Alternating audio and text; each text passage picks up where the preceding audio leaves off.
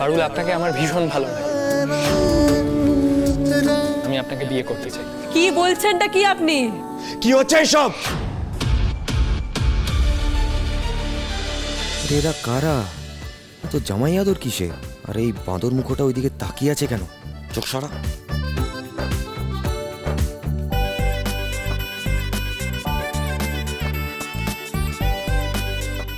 বাইরের লোককে দেখলে তোকে দাঁত খেলাতেই হবে, বল? হ্যাঁ, জানি হাসতে তোকে মিষ্টি লাগে, তাই বলে পরপুরুষকে সেটা জানার না দিলেই নয়।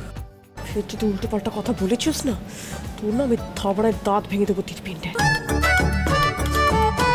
আর তোর না আমি হাসি ঘুচাই দেবো, বুঝলি তো?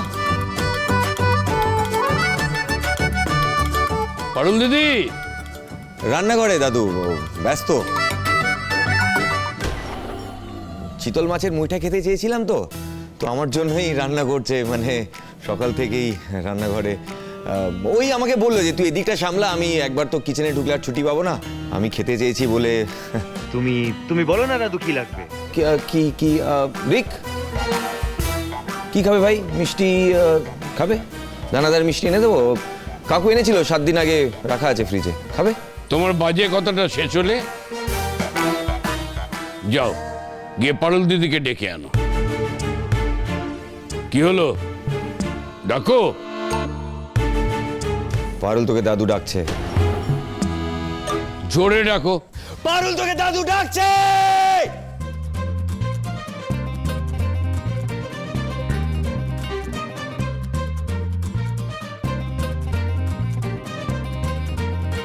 এই তো পারুল দিদি এসে গেছে।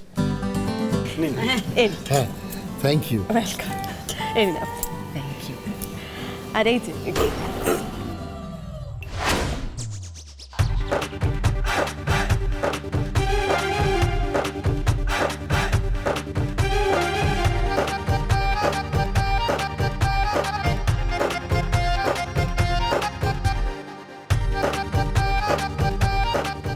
রান, ওখান থেকে সরে যাও, মুখের সামনে দাঁড়িও না, কথা বলতে দাও আমাদের।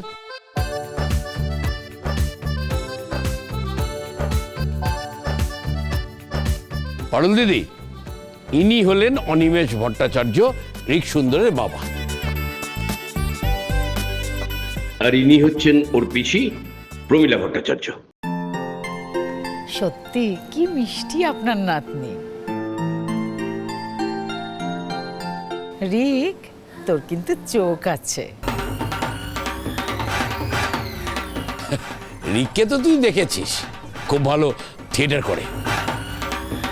তবে আরেকটা বিষয়ে ওনাদের সাথে আমার একটু যোগাযোগ হয়েছে, মানে ওনারা একটা প্রস্তাব নিয়ে এসছেন আর কি।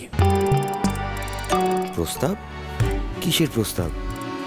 কি হচ্ছে আমি তো কিছুই বুঝে উঠতে পারছি না। তা প্রস্তাবটা কি একটু নিজের মুখেই বলো। কি যে হচ্ছে আমি তো কিছুই বুঝতে লাগছি বাবা ভুবনেশ্বর। সকালবেলা দেখলাম দাদুর মন ভালো লয়, এখন আবার দাদু এত খুশি। তাহলে কি দোকানের সমস্যাটা মিটে গেল? কিন্তু এরা কেন এসেছে? কি বা প্রস্তাব দেবে এরা?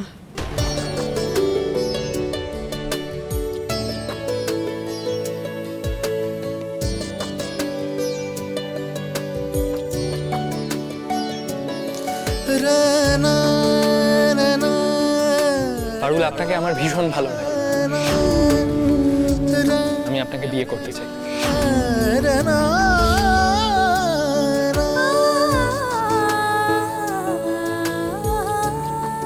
মানেটা কি? কি বলছেনটা কি আপনি? কি হচ্ছে এসব?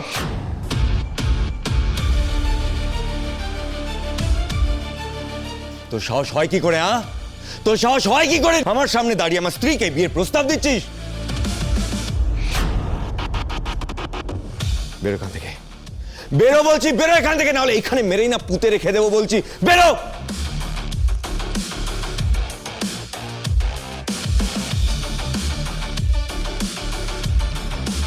দেখুন, আমি জানি না আপনারা কি ভেবে এই ছেলেকে আপনারা মদত দিচ্ছেন। আমি তো অবাক হয়ে যাচ্ছি, একটা বিবাহিত মেয়েকে আবার বিয়ে করার ইচ্ছেতে আপনারা সায় দিচ্ছেন। প্লিজ প্লিজ আপনারা আসুন, আমি আর কোনো কথা বাড়াতে চাই না, প্লিজ প্লিজ।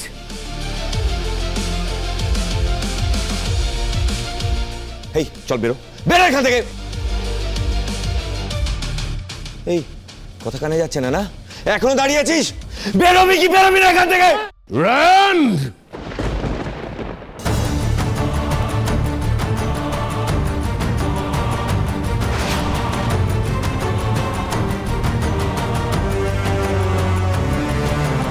তুমি ভুলে গেছো যে আমি এখানে উপস্থিত? আমার সামনে এই বেয়াদপি দেখানোর সাহস কি করে হচ্ছে তোমার? ওনারা আমার অতিথি। তা তোমার এই অতিথির এই বেয়াদবি দেখানোর সাহস আসে কোত্থেকে দাদু? আমার সামনে আমার স্ত্রীকে বিয়ে করার প্রস্তাব ও আনে কি করে মুখে? কে স্ত্রী? কার স্ত্রী? পারুল দিদি তোমার স্ত্রী? স্ত্রীর মর্যাদা তুমি ওকে দিয়েছো? ভালোবাসো তুমি ওকে? বলো ভালোবাসো? যে স্বামী তার স্ত্রীকে ভালোবাসা দিতে পারে না, সে কোন অধিকারে তার উপরে স্বামিত্বটা ফলায়? তোমার যোগ্যতা আছে নিজেকে স্বামী বলে দাবি করার?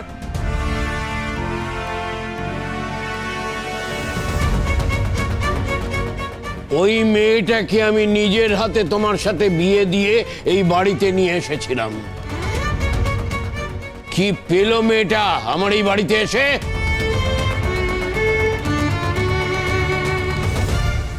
এটাই পেল, যার স্বামী আমার নাতি সে অন্য একটা মেয়েকে ভালোবাসে। ওর দুঃখ না আমি চোখে দেখতে পাচ্ছি না। অনেক হয়েছে, অনেক অনেক সময় নষ্ট হয়েছে। এবার নিজের ভুলের প্রায়শ্চিত্ত করব আমি।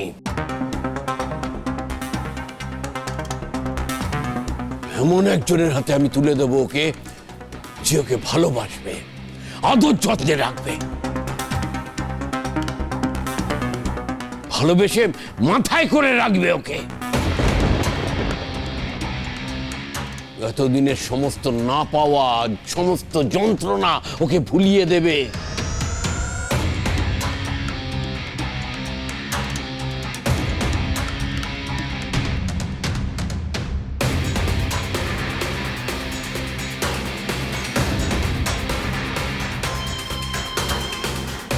মারু,